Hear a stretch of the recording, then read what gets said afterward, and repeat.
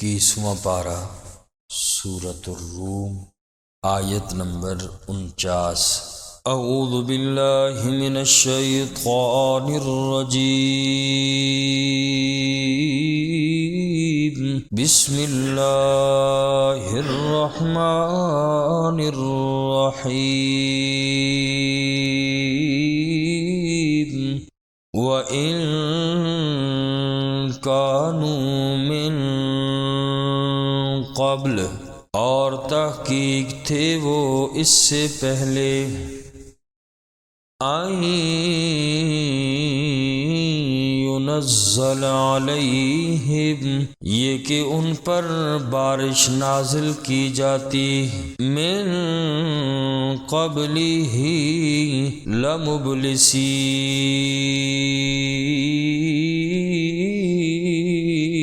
پہلے ہی سے البتہ وہ نا امید تھے۔ اس آیت کریمہ کا تعلق بھی پچھلی آیت مبارکہ سے ہے۔ گزشتہ آیت کریمہ میں گزرا کہ اگر خوشخبری دینے والی ہوائیں چلتی تو وہ لوگ خوش ہو جاتے، اور اگرچہ بارش کے نازل ہونے سے پہلے وہ لوگ مایوس ہو چکے تھے، اور وہ یہ سمجھتے تھے کہ بارش نہ ہونے کی وجہ سے قحط سالی ہوگی اور انسان اور جانور خوراک سے محروم ہو جائیں گے، لیکن اللہ کی مہربانی سے بارش ہوتی ہے تو وہ خوش ہو جاتے ہیں۔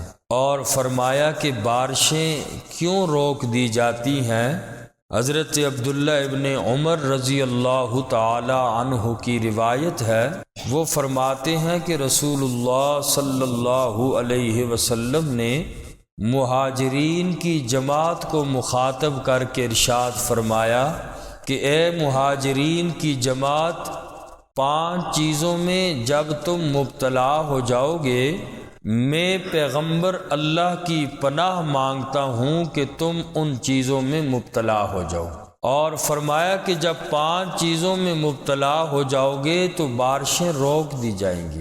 آقا علیہ الصلوۃ والسلام نے پہلی چیز ارشاد فرمائی کہ جس قوم میں فحاشی اعلانیہ ہونے لگے، بے حیائی کے کام علانیہ طور پہ سر عام ہوں، کوئی روکنے والا نہ ہو، اللہ اس قوم میں طاعون اور ایسی بیماریاں پھیلا دیتے ہیں کہ ان بیماریوں کے نام پہلے لوگوں نے سنے بھی نہیں تھے، اور آج طرح طرح کی بیماریاں پہلے لوگوں کو کہاں معلوم تھا، بزرگوں کو۔ تو فرمایا کہ جب فحاشی اور بے حیائی اعلانیہ ہونے لگے، سر عام ہو، تو فرمایا کہ پھر امت پہ بارشیں روک دی جائیں گی۔ اور فرمایا کہ جب قوم ناپ تول میں کمی کرے گی تو وہ قحط سالی مصیبتوں کا شکار ہو جائے گی۔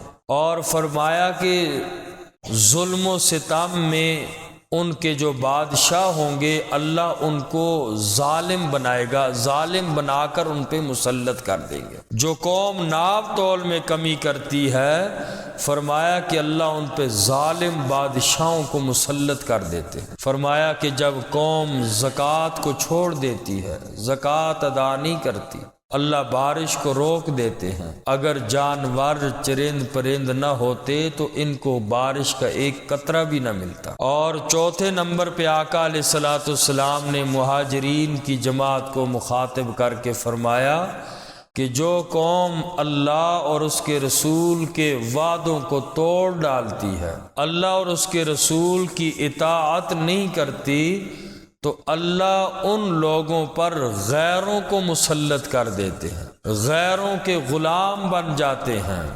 اور فرمایا کہ 5ویں چیز آقا علیہ السلام نے فرمایا کہ جب مسلمان حکمران اللہ کے قرآن کے مطابق فیصلے نہیں کریں گے تو اللہ تعالیٰ انہیں باہمی اختلاف میں مبتلا کر دیں گے، وہ قومیں آپس میں لڑ لڑ کے مر جائیں گی۔ فرمایا کہ یہ اس وقت ہوگا کہ جب ظالم حکمران، جج اللہ کی کتاب کے مطابق فیصلے نہیں کریں گے۔ اور حضرت نوح علیہ السلام نے بھی اپنی قوم کو استغفار کرنے کا فرمایا کہ جب ایسے حالات ہوں تو انسان کو چاہیے کہ اللہ کی طرف رجوع کرے، اپنے گناہوں کی معافی مانگے، اور اجتماعی طور پر بھی دعائے بخشش ہو اپنے گناہوں کی، اور انفرادی طور پر بھی ہر بندہ اللہ کے حضور اپنے گناہوں کی معافی مانگے۔ استغفار میں بڑی طاقت ہے۔ سورہ نوح میں فرمایا فَقُلْتُ اسْتَغْفِرُوا رَبَّكُمْ إِنَّهُ كَانَ غَفَّارًا، بخشش مانگو اپنے رب سے، وہ بہت ہی بخشنے والا ہے۔ یرسل السماء علیکم مدرارا، فرمایا کہ وہ تم پر آسمان سے موسلا دھار بارشوں کو برسائے گا۔ وَيُمْدِدْكُمْ بِأَمْوَالٍ وَبَنِينَ، اور وہ اللہ تمہاری مدد کرے گا مالوں کے ساتھ اور اولاد سے، یعنی اللہ تمہارے مالوں اور اولاد میں برکتیں عطا کریں گے اگر تم اللہ سے بخشش طلب کرو گے، استغفار کرو گے۔ وَيَجْعَلْ لَكُمْ جَنَّاتٍ وَيَجْعَلْ لَكُمْ أَنْهَارًا، اللہ تمہیں باغات بھی عطا کریں گے اور اللہ تمہیں نہریں اور چشمے بھی عطا کریں گے۔ یہ ساری استغفار کی برکت ہیں، اس لیے اللہ کے حضور توبہ اور استغفار کرنی چاہیے۔ حضرت حسن بصری رحمہ اللہ کے پاس ایک آدمی آیا اور کہنے لگا کہ حضرت ہمارے علاقے میں قحط سالی ہے، بارشیں نہیں ہو رہی، تو حضرت حسن بصری نے فرمایا استغفار کرو۔ دوسرا بندہ آیا، فقر و فاقہ کی شکایت کی، حالات ٹھیک نہیں ہیں، فرمایا کہ استغفار کی کثرت کرو۔ تیسرا آیا، فصلیں اور باغ خشک ہو چکے ہیں، اس کا شکوہ کیا، فرمایا استغفار کرو۔ اور چوتھا آدمی آیا، کہا اولاد کا مسئلہ ہے، اسے بھی فرمایا کہ استغفار کی کثرت کرو۔ سب کو استغفار ہی کا بولا۔ ایک آدمی نے پوچھا کہ حضرت 4 طرح کے مریض آئے، آپ نے دوائی ایک ہی دی، سب کو کہا استغفار کرو۔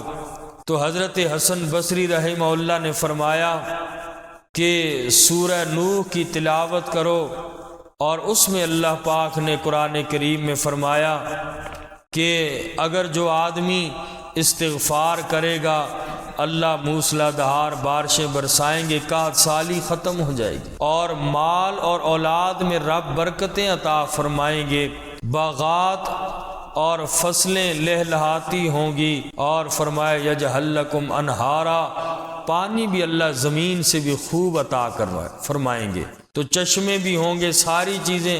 تو حضرت حسن بصری نے فرمایا کہ میں نے اپنے پاس سے کوئی نہیں کہا، یہ اللہ نے قرآن کریم میں ذکر فرمایا۔ اس لیے معلوم ہوا کہ سارا وبال انسان کے گناہوں کا ہے۔ جیسے نیک کام کی بڑی برکات ہوتی ہیں، اسی طرح برے کاموں کی نحوست بھی بڑی سخت ہوتی ہے۔ برے کاموں کی نحوست بھی سخت ہوتی ہے، انسان نہیں سمجھ سکتا، اور انسان کی زندگی گناہوں میں لت پت ہوتی ہے۔ اس لیے اپنے اللہ کی طرف رجوع کرنا چاہیے، اور فرمایا کہ اللہ تبارک و تعالیٰ کی عدالت میں استغفار اور توبہ زیادہ کرنا چاہیے۔ آقا علیہ الصلوۃ والسلام فرماتے ہیں کہ میں روزانہ 70 مرتبہ اللہ کے حضور استغفار کرتا ہوں، توبہ کرتا ہوں، اور ایک روایت میں فرمایا 100 مرتبہ۔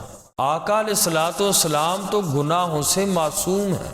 میرے اور آپ کے لیے پیغام ہے کہ جب آپ کا معصوم پیغمبر امام الانبیاء دن میں اگر استغفار سینکڑوں دفعہ کریں تو مجھے اور آپ کو کتنی ضرورت ہے، استغفار کی کتنی ضرورت ہے، جہاں قدم قدم پر گناہ ہیں۔ جب انسان توبہ اور استغفار کو لازم پکڑے گا، اللہ کی رحمت اس انسان کی طرف متوجہ ہوگی۔ اس لیے آج ہم بس دوسروں پہ ہی ٹالتے ہیں، بس ہو جائے گا، بس ہو جائے گا۔ ہر بندہ اخلاص کے ساتھ اللہ کے حضور توبہ کرے، اللہ سے اپنے گناہوں کی معافیاں مانگے اپنے طور پر، تو اللہ تبارک و تعالی معاف فرما دیں۔ آج ہر بندہ دوسرے پہ ٹالتا ہے، میں ٹھیک ہوں دوسرا غلط ہے، اسی وجہ سے توبہ کی توفیق بھی نہیں ہوتی، اور اپنے آپ کو انسان سب سے نیک سمجھتا ہے۔ تو اس لیے فرمایا کہ اللہ کے حضور توبہ کرو، رب کی رحمت سے نا امید نہ ہو۔ فرمایا وَإِن كَانُوا مِن قَبْلُ، اور تحقیق تھے وہ اس سے پہلے، أَن يُنَزَّلَ عَلَيْهِمْ، یہ کہ ان پر بارش نازل کی جاتی، من قبلہ لمبلسین، پہلے ہی سے البتہ نا امید تھے۔ فانظر الی آثار رحمت اللہ، پس دیکھیے اللہ کی رحمت کے نشانات کو، کیف یحیی الارض بعد موتها، کیسے اللہ کریم مردہ زمین کو زندہ کرتا ہے۔ اے مکہ کے مشرکو ذرا غور تو کرو، دوبارہ زندہ کرنے پر مکہ کے مشرک قائل نہیں تھے، کہتے تھے جب ہم بوسیدہ ہڈیاں ہو جائیں گے ہمیں کوئی زندہ کرنے والا نہیں۔ اللہ فرماتے ہیں فانظر الی آثار رحمت اللہ، پس دیکھیے اللہ کی رحمت کے نشانات کو، کیف یحیی الارض بعد موتها، کیسے اللہ کریم زندہ فرماتے ہیں اس بنجر زمین کو، کیسے اللہ زندہ فرماتے ہیں۔ فرمایا جو اللہ مردہ زمین کو زندہ فرما سکتے ہیں وہ انسان کو بھی دوبارہ زندگی دے سکتے ہیں، اللہ کے لیے کوئی بھی مشکل نہیں ہے۔ ان ذالک لمحیی الموتى، بے شک یہی رب ہے البتہ زندہ فرمائیں گے مردوں کو، وَهُوَ عَلَى كُلِّ شَيْءٍ قَدِيرٌ، اور وہ اللہ کریم ہر چیز پر قادر ہیں۔ وَلَئِنْ أَرْسَلْنَا رِيحًا، اور اگر ہم بھیج دیں ہوا کو، فَرَأَوْهُ مُصْفَرًّا، پس یہ دیکھیں اس کو زرد، لَظَلُّوا مِن بَعْدِهِ، البتہ ہو جائیں اس کے بعد، یکفرون، ناشکری کرنے والے۔ اس سے پچھلی آیت نمبر 48 میں گزرا کہ اللہ تبارک و تعالی انسانوں پر خوشخبری لانے والی ہواؤں کا تذکرہ فرمایا کہ وہ چلتی ہیں تو لوگ خوش ہوتے ہیں، اور اس آیت میں طوفانی ہواؤں کا ذکر فرمایا کہ اگر ہم ان پر ہواؤں کو بھیج دیں اور خشک ہواؤں کو ہم چلائیں جس سے ان کی فصلیں ویران ہو جائیں اور فصلیں جڑوں سے ٹوٹ کر وہ خشک ہو جائیں، انسان ناشکری کرنے لگتا ہے، کہتا ہے کہ ہم پہ بڑا ظلم ہو گیا، ہماری فصلیں تباہ ہو گئیں، ہمارا نقصان ہو گیا۔ حالانکہ انسان کو دونوں حال میں خوش رہنا چاہیے، اللہ کی طرف رجوع کرنا چاہیے۔ بسا اوقات انسان پہ یہ جو مشکلات اور تنگیاں آتی ہیں، نقصان ہوتے ہیں، یہ اللہ تبارک و تعالی بڑے نقصان سے انسان کو بچا دیتے ہیں، اور اللہ انسان کے ہر کام کی حکمت کو رب زیادہ بہتر سمجھتے ہیں۔ تو فرمایا دونوں حال میں انسان کو خوش رہنا چاہیے، اس لیے کہ حالات کو بدلنے والی ذات رب کی ذات ہے، کسی انسان کے ہاتھ میں حالات کا بدلنا نہیں ہے، اور حالات کا بدلنا اللہ کی طرف سے ہوتا ہے۔ تو رب کی طرف دونوں حالوں میں رجوع کیا جائے، خوشی ملے تو اللہ کا شکر ادا کرنا چاہیے، اور اگر پریشانی ملے تو انسان کو صبر کرنا چاہیے، تبھی انسان کامیاب ہوگا۔ اللہ مجھے اور آپ سب کو عمل کی توفیق نصیب۔ الحمدللہ رب العالمین والعاقبۃ للمتقین، الصلاۃ والسلام علی سید الانبیاء والمرسلین وعلی آل بیتہ واصحابہ اجمعین۔ ربنا تقبل منا انک انت السمیع العلیم